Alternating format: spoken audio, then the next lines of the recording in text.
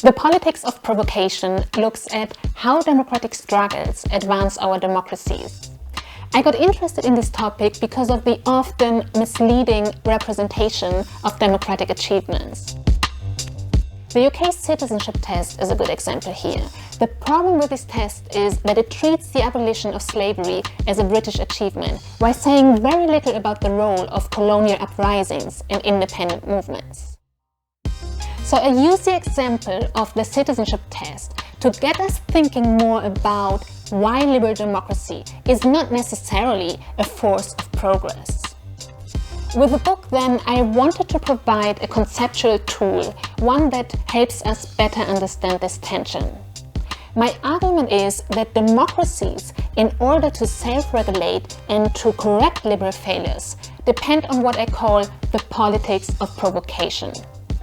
The politics of provocation is another way of recognizing that much of the democratic achievements over the past 200 years are actually the result of social conflicts that forced us to democratize.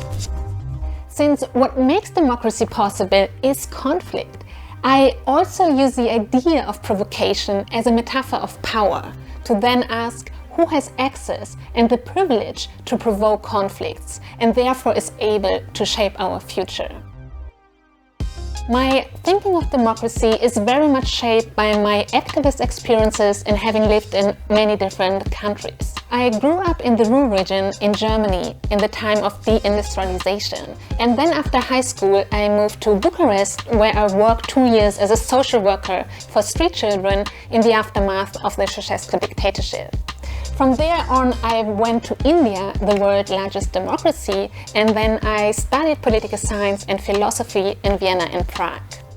More recently then, I lived several years in London in the time of the Brexit referendum and also in the US in the final year of Trump's presidency. This is just to say that all these experiences really shaped my thinking of democracy.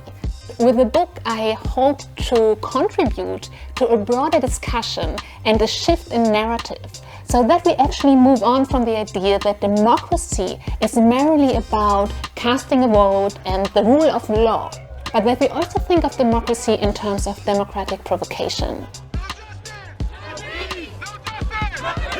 That said, I also hope and wish that this book will inspire people who feel currently disempowered by the status quo to actively engage in the radical politics we need today.